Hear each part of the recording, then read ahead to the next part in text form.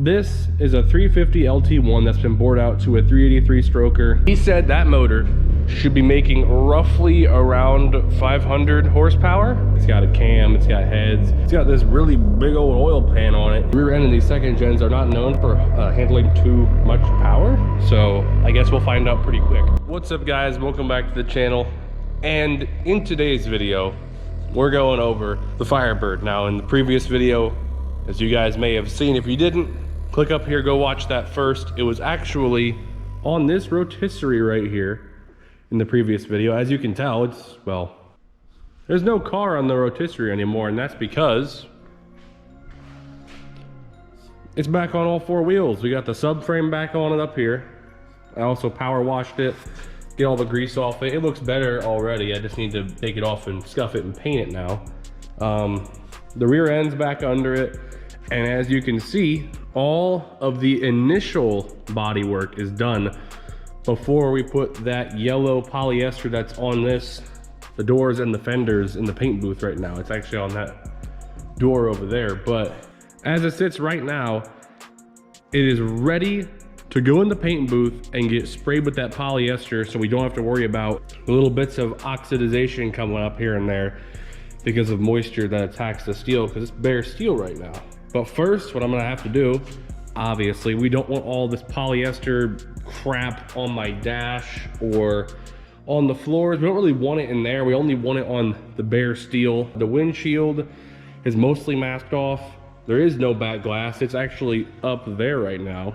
But I am still gonna have to come in here, scuff what's left in here of the old adhesive or whatever, and then mask off this whole back window, mask off all the T-top area up here. I'll probably leave the doors on it, but I'll go back through, make sure the doors are really well masked, even though it's the same stuff on them right now. These doors are both already sanded in, I think I sanded them in 320. Everything's in 320, and then everything has to go 400 before we actually paint it. Thankfully, it's not a full hardtop car. This makes it a lot easier because there's no roof. There's nothing to sand right here. It's just this little divider down the middle, and then up here, and then the A pillars, and then the B pillars, and then up and around there in the quarters and all that.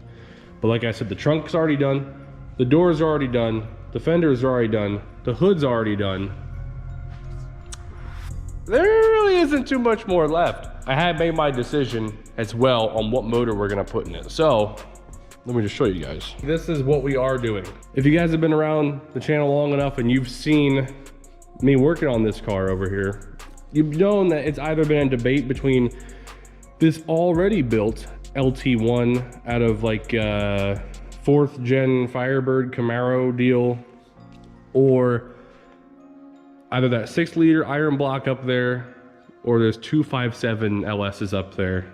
I made my decision. I'm going to go with this because one big thing is, after doing all the work and spending all this money to get the body done, it'd be so much easier just to go with a motor that's already built, ready to go. And then over time, I build like a 6-liter for boost. This is a 350 LT1 that's been bored out to a 383 stroker. The guy went through everything. It's got a cam, it's got heads, it's got this really big old oil pan on it, if you guys can see. Now the thing with these LT1s also is that, let me just pop this off for you guys so you can see it. With the LT1, these are problem childs because they have OptiSpark, which is on it still right here. The OptiSpark, which is good and bad. Good, it's a good attempt that GM made at, you know, instead of going with like a distributor and everything for controlling spark, they just have this that goes off the cam and it sends, you know, it sends spark out to, well, said spark plugs in its own firing order. The problem was where they put it. The water pump sits pretty much right here, and the OptiSpark is right there. So if your water pump ever leaks, it would leak directly onto the OptiSpark, and it could possibly short it out, throw something off, and it's just bad news bear. So what we're doing is getting rid of the OptiSpark. We have an intake coming that's been modified to take a distributor, like an old school, like small block. We're gonna be doing that, so it's gonna be a distributor driven off the cam, obviously, but it goes right down through here. You have your distributor, No more OptiSpark. The rest of the intake manifold stays pretty much the same, and obviously it's just better off in general because, well, you don't gotta worry about a water pump leaking and ruining your day.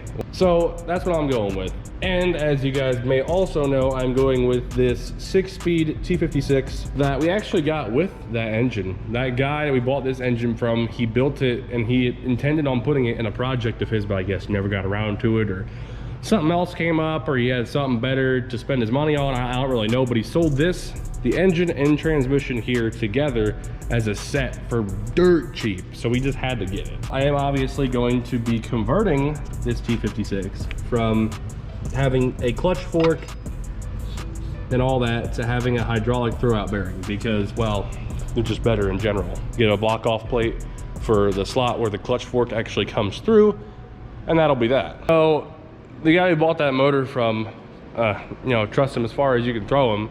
He wasn't a very big guy, so you could probably throw him pretty far. He said that motor technically should be making roughly around 500 horsepower. Obviously, that's not considering wheel. You have your lossage going through your drivetrain here. So let's say roughly, if the guy's right about it making 500, we should be making kind of around the ballpark of 450-ish to the wheel, something around there. And, well, I've heard these GM rear ends, I think this is a 10 bolt? Not 100% sure. Already forgot. But the rear end in these second gens are not known for handling too much power. So I guess we'll find out pretty quick. That's not astronomical power that this thing's gonna be putting out, but it is a lot more than what it had. Remember, this was a 4.9 liter turbo back when they first started doing turboing. So it put out a lot less power than what it's gonna be getting now. We have our motor mounts ready to go. These are just resprayed. They already look nice. Pretty much the same spray I used Rust-Oleum on these, but the same spray is going to be used on the entirety of the subframe here. Obviously, different upper and lower control arms, adjustable coilovers up front, and then drop leaf springs for the rear, just to give it a.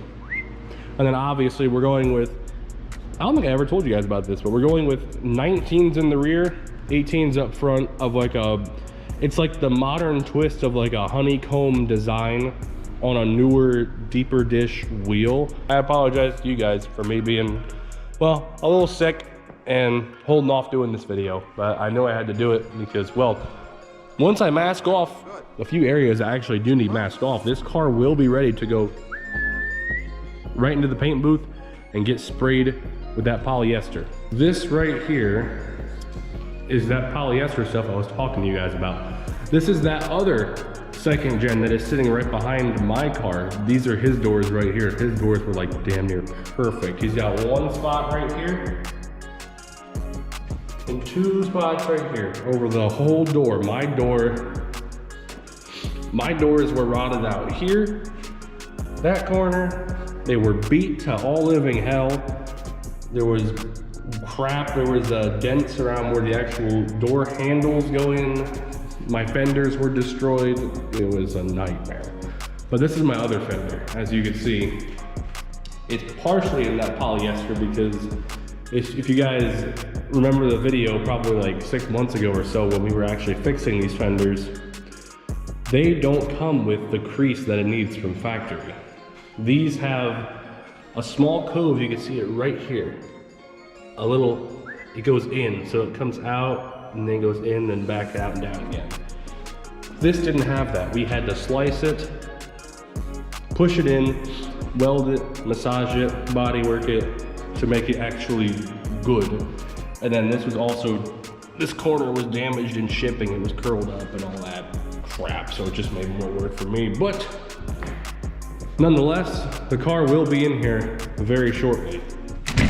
I have to work on the entirety of the nose. I did not touch the nose yet at all. This nose, I did not touch it one bit. But it's a decently small piece. It shouldn't be that bad. Anyway, guys, that's gonna conclude today's video. Don't forget to stay tuned for more videos coming over the channel, over the Firebird, because it is in the nearing stages of it being close to being done. So anyway, thank you so much for watching. If you liked this video, don't forget to like and subscribe to the channel for more content over all the cars. And I'll see all you guys in the next one.